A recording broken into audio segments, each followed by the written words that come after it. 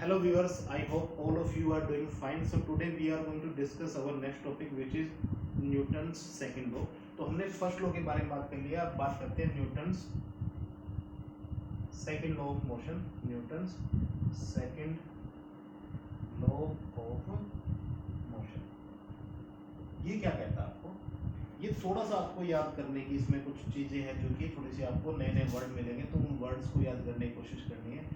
ये बेसिकली क्या कहता है आपको वो कि अगर मान लीजिए आपने किसी ऑब्जेक्ट के ऊपर फोर्स लगाया, तो आप ये कैसे कैलकुलेट कर पाओगे कि उसके ऊपर कितना फोर्स लगा है.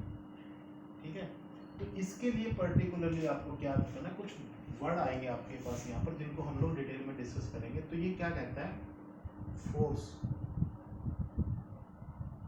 On an object. पहली बात, किसी ऑब्जेक्ट के ऊपर कितना फोर्स लग रहा है ये कैसे डिटरमाइन होगा. Force on an object is directly proportional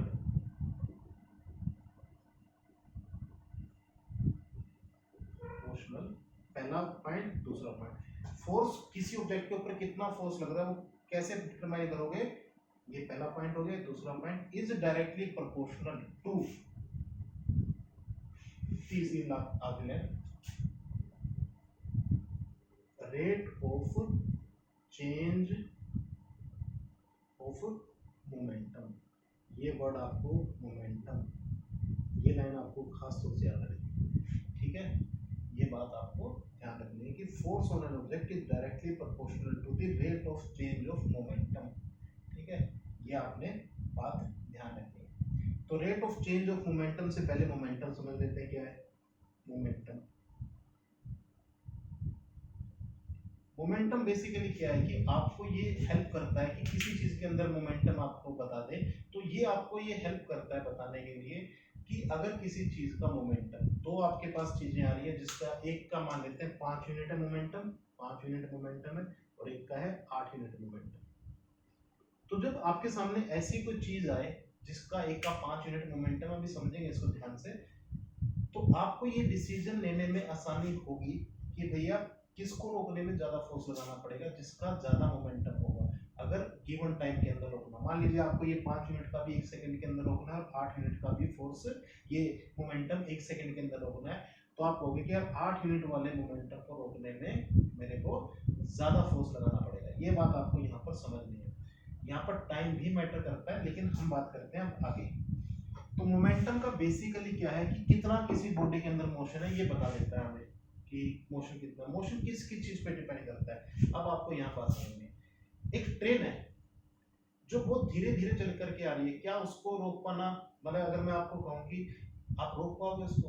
नहीं भैया, ट्रेन को आप नहीं रोक सकते. लेकिन एक बहुत ही हल्की चीज है, वो बहुत तेजी से आपकी तरफ आ रही है, क्या आप उसको रोक सकते हो? क्योंकि बहुत ही हल्की है वो. खोज कीजिए, अपने दिमाग से सोचिए कि क्या आप उसको रोक सकते हो. लेकिन आपके सामने आपने शायद सोचा होगा, बहुतों ने कहा होगा कि हाँ, या बहुतों ने कहा होगा लॉजिकली ना. तो इसके बारे में बात करते हैं. तो अगर ये हल्की चीज 5 या 10 ग्राम की बुलेट हो जो कि मैसिव वेलोसिटी से आपको अप्रोच कर रही है, आपकी तरफ आ रही है, तो मेरे ख्याल से आप इसको रोक नहीं पाओगे. ठीक है, तो दोनों ही चीजें मैटर करती है कि किसी ऑब्जेक्ट की अगर वेलोसिटी कम है लेकिन उसका मास अगर बहुत ज्यादा है तो भी उसका मोमेंटम ज्यादा होगा. और सेम इसी तरीके से किसी ऑब्जेक्ट की अगर मास कम है लेकिन वेलोसिटी बहुत ज्यादा है तो भी उसका मोमेंटम ज्यादा होगा. तो मोमेंटम का बेसिकली फॉर्मूला क्या होगा, it is the product of mass into velocity. Mass और वेलोसिटी का प्रोडक्ट है मोमेंटम. ठीक है, अब चेंज का मीनिंग क्या हुआ. आपकी मान लीजिए कोई वेलोसिटी से एक मास है, आपने एक बॉल फेंकी, उसकी वेलोसिटी थी मान लेते हैं 20 मीटर पर सेकंड, 20 मीटर पर सेकंड, और बॉल की इनिशियल स्पीड जिससे वो आ रही थी आपकी तरफ, और मास था उसका 100 ग्राम्स. तो इसका मोमेंटम पूछा कितना है. ठीक है भैया, इसका मोमेंटम आपने पूछा, तो मोमेंटम कितना आएगा इसका, इन दोनों को गुणा कर दो. तो 100 ग्राम को पहले किससे बदलेंगे हम लोग, किलोग्राम से बदलेंगे, ताकि ऐसा यूनिट में सब कुछ रहे. तो 100 ग्राम्स को किलोग्राम में बदलेंगे तो डिवाइड किससे कर देंगे, 1000 से. तो आपका ये आ गया किलोग्राम इंटू 20 मीटर पर पर सेकंड, ये आपकी वेलोसिटी गिवन है। तो ये क्या होगा मोमेंटम। मोमेंटम को किससे रिप्रेजेंट करते हैं, p से। तो आपको यहाँ पर सिंबल भी रख लेना है p का। जैसे फोर्स को किससे रिप्रेजेंट करते हैं, f से। तो आपने इसका मोमेंटम निकालने की कोशिश की, तो मोमेंटम कितना आ गया, ये कट गई इसकी 0, ये कट गया इसका 2 किलोग्राम मीटर पर सेकंड, ये इसकी यूनिट भी आ गई आपके पास। तो आपने रिजल्ट दिखा कि भैया इसका मोमेंटम है 2 किलोग्राम मीटर पर सेकंड।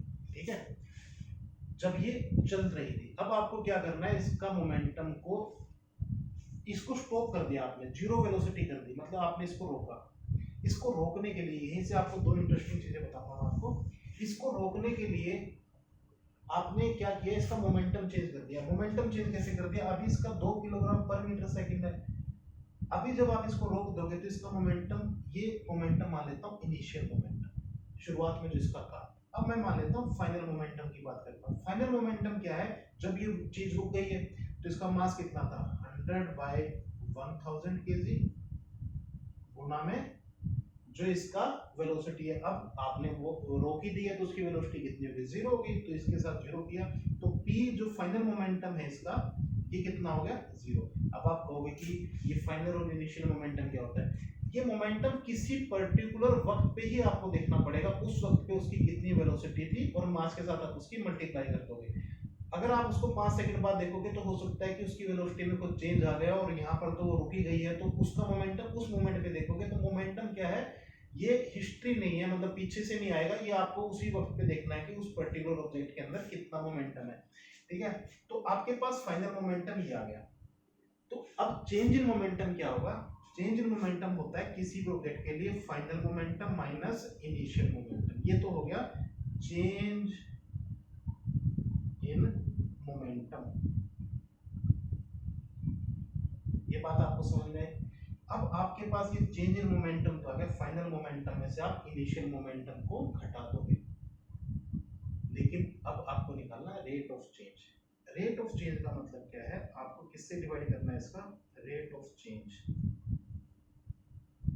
Of momentum. तो आपको दोनों फॉर्मूले मोमेंटम, ये क्या लिखोगे आप इस पे, ये सब कुछ चीज, जैसे मान लीजिए आपने वेलोसिटी उसकी रोकना था, उसको कितने वक्त में किया आपने, ये मैटर करता है। तो आप क्या लिखोगे, P F minus P I divided by total time taken.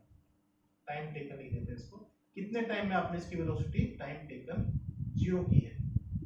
यहाँ पर ये बात समझ में आई। हालांकि बुक में किसी और तरीके से वो चल रहे होंगे कि पहले ये बताएंगे, लेकिन मैं आपको यहाँ पर कुछ चीजें क्लियर कर देना चाहता हूँ। ठीक है ना, अब बात समझ में यहाँ पर आपको आनी है, यहीं से क्वेश्चन बात करेंगे। तो मैं इसको थोड़ा सा मिटा देता हूँ, आप प्लीज इसको उतार लीजिएगा। ये बात आपको समझ में आई, rate of change of momentum क्या होगा और मोमेंटम का फॉर्मूला। तो दो फॉर्मूले आपको अभी के लिए याद रखने हैं, p की वैल्यू कितनी है, m इंटू v, और rate of change of momentum क्या होगा, p final minus p initial. ये है क्या, change in momentum, change in momentum. ठीक है, और rate of change in momentum क्या होगा, rate of change in momentum वो क्या होगा, P F minus P I divided by time taken. जितनी देर में आपने मोमेंटम चेंज किया, जितनी देर में आपने वेलोसिटी बढ़ दी है, टाइम टेकन।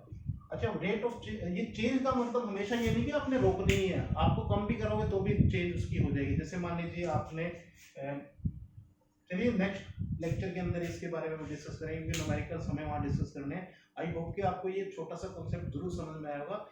दोनों डेफिनेशंस आपको समझनी है कि मोमेंटम क्या है, फिर उसके बारे में, इस लॉ के बारे में पूरा डिटेल में बात करेंगे कि किस किस तरीके से इसके अंदर, क्योंकि यहाँ से न्यूमेरिकल आने की संभावना रहती है। Thank you very much, I hope कि आपके लिए यूजफुल रहा होगा।